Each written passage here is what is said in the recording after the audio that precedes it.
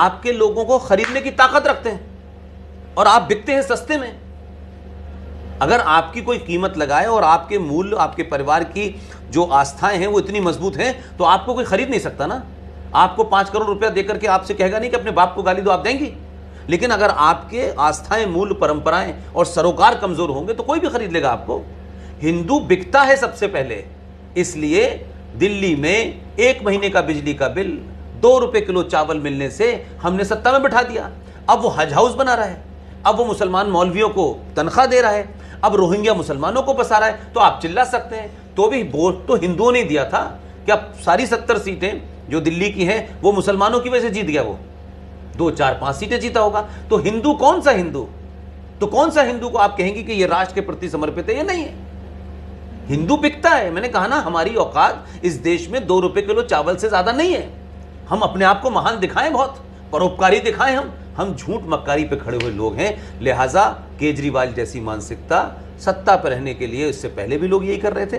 इसीलिए इस देश में माइनॉरिटी कमीशन बना, इसीलिए इस देश में वक्फ प्रॉपर्टी एक्ट बना, इसीलिए इस देश में स्ट्रक्चर कमीशन बना, इसीलिए इस देश में एजुकेशन बोर्ड ऑफ मुस्लिम बना, इसीलिए इस देश के संविधान में धारा 14 का उल्लंघन करके धारा 25 से 30 दी गई। वो दलालों की कमी नहीं है।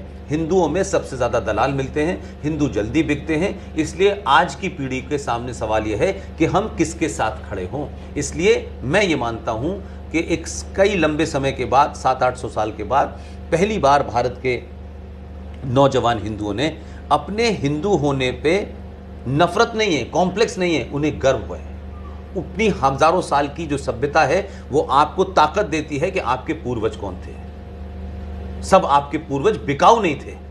लेकिन इतनी लंबी मेहनत के बाद जो आज की जनरेशन में लोग आ रहे हैं, उस वजह से एक नया नैरेटिव हो रहा है। इसलिए आज आप ये सवाल पूछ रही हैं। 10 साल पहले तो ये सवाल भी नहीं लोग करते थे, एमयू के बारे में जानते ही नहीं थे। लोकल मीडिया को पीआरओ डिपार्टमेंट से 4 विज्ञापन मिल जाते हैं। वो इरफान हबीब के इंटरव्यू छापते हैं कि होली के रंग का मतलब क्या है और पिचकारी का मतलब क्या है। तो दवाल तो आप क्या है, वो कभी नहीं बिके।